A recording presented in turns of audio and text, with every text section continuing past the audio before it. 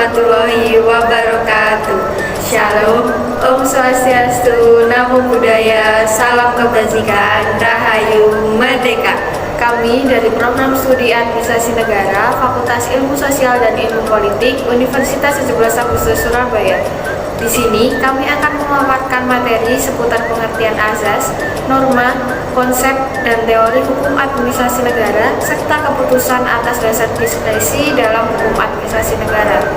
Video ini dibuat untuk memenuhi tugas akhir semester mata kuliah Hukum Administrasi Negara kelas B dengan dosen pengampu Edi Wahyudi, SH MSI. Sebelum masuk ke materi, kita kenalan dulu yuk.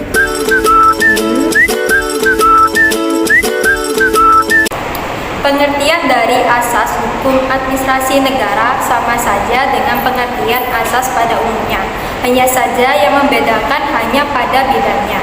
Salah satu pengertian asas hukum administrasi negara menurut para ahli, yaitu dari Paul Scholten yang menyebutkan bahwa asas hukum administrasi negara adalah pikiran-pikiran dasar yang terdapat di dalam dan di belakang sistem hukum masing-masing dirumuskan dalam aturan perundang-undangan dan putusan hakim yang berkenaan dengan ketentuan dan keputusan individual yang dapat dipandang sebagai penjabarannya.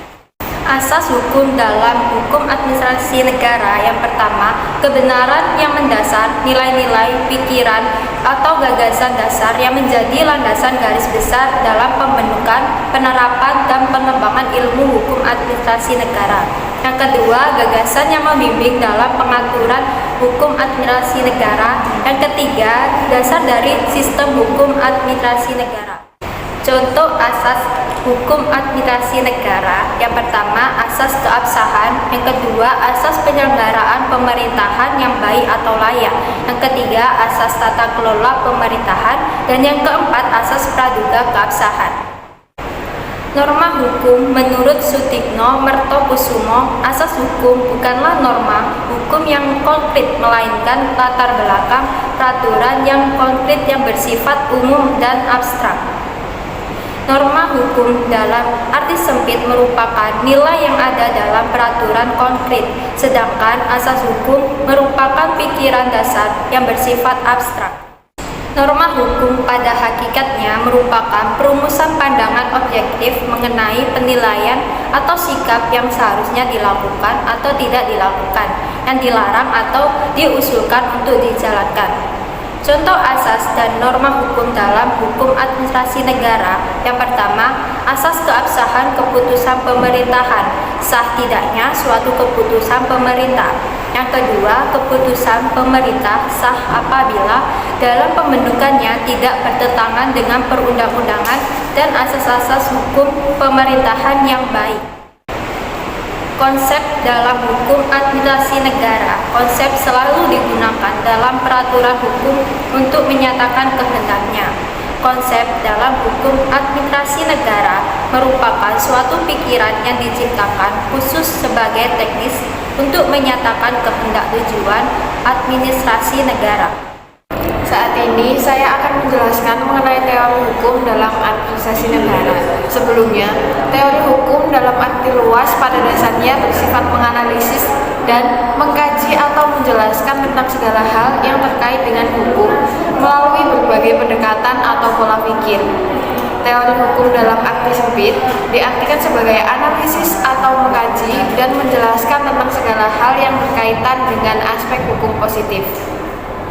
Contohnya, 1. Keabsahan perbuatan pemerintah. 2. Teori melebur dalam pengambilan keputusan pemerintah. Dan ketiga, dari pembagian dan pemisahan kekuasaan negara atau trias politika dan seterusnya. Teori hukum dalam arti luas maupun sempit ini antara lain berfungsi sebagai kerangka teoritik dalam menganalisis atau menjelaskan hukum kerangka. Saat ini kita akan membahas mengenai diskresi. Sebelumnya, pengertian diskresi menurut Kamus Besar Bahasa Indonesia atau KBBI diartikan sebagai kebebasan dalam mengambil keputusan dalam setiap situasi yang sedang dihadapi. Meskipun terdapat kebebasan dalam diskresi, namun keputusan yang diambil harus tetap sesuai dengan undang-undang. Menurut Profesor Dr. Philippus M. Harjon mengatakan bahwa peraturan kebijakan adalah produk dari perbuatan tata usaha negara yang bertujuan menampakkan suatu kebijakan tertulis namun tidak melibatkan kewenangan pembuatan dari badan atau pejabat tata usaha negara yang menciptakan peraturan kebijakan tersebut.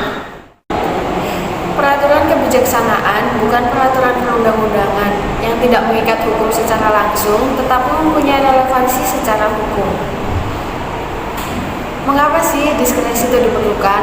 Diskresi memiliki tujuan pertama, melancarkan penyelenggaraan pemerintahan, yang kedua, mengisi kekosongan hukum, dan yang ketiga, memberikan kepastian hukum. Keempat, mengisi stagnansi pemerintahan dalam keadaan tertentu guna kepentingan umum. Dampak diskresi. Diskresi memiliki dua dampak, yaitu dampak negatif dan dampak positif. Dampak positifnya ialah usaha pemerintah menjadi lancar, efektif, dan efisien. Sedangkan dampak negatifnya ada pelampauan kewenangan, penyalahgunaan wewenang, dan sewenang-wenang. Sekarang kita akan membahas mengenai badan atau pejabat yang dapat menerbitkan peraturan diskresi berdasarkan praktek sidang pada peraturan tata usaha negara. Jabatan-jabatan tersebut yaitu Presiden, para Menteri, Panglima TNI dan Kepala Staf Angkatan Udara, Laut dan Darat, Kepala Kepolisian Negara, Ketua Komisi atau Dewan, Gubernur, Bupati atau Wali Kota, pejabat eselon di pemerintahan pusat dan provinsi, sekretaris daerah kabupaten atau kota, dan pimpinan badan yang berhubungan langsung dengan masyarakat seperti Kepala Resort Kepolisian Negara dan Camat. Nah, kemudian kita akan membahas mengenai keputusan dasar atas diskresi dalam hukum administrasi negara. Berdasarkan ketentuan pasal 1 ayat 9 Undang-Undang Nomor 30 Tahun 2014 tentang administrasi pemerintahan yang menyatakan bahwa diskresi merupakan keputusan atau tindakan yang ditetapkan oleh pejabat pemerintahan untuk mengatasi permasalahan konkret yang dihadapi dalam penyelenggaraan pemerintahan. Keputusan atau tindakan pejabat berupa diskresi ini tidak serta-merta bisa dilaksanakan karena pelaksanaan diskresi harus mematuhi peraturan tertentu sesuai dengan pasal 22 Undang-Undang Nomor 30 Tahun 2014 yaitu tentang melancarkan penyelenggaraan pemerintahan, mengisi kekosongan hukum, memberikan kepastian hukum, dan mengatasi stagnansi pemerintahan dalam keadaan tertentu guna kemanfaatan dan kepentingan umum. Pasal 22 tersebut mencerminkan pentingnya penggunaan diskresi karena pada pelaksanaannya tidak semua peraturan dapat menjangkau secara komprehensif mengenai tugas, wewenang, dan tanggung jawab pejabat, khususnya teknik pelaksanaan sehingga perlu adanya tindakan subjektif pejabat dalam pelancaran pelaksanaan tugasnya. Sekian pemaparan materi yang dapat kami sampaikan. Kurang lebihnya mohon maaf. Terima kasih dan sampai jumpa lagi.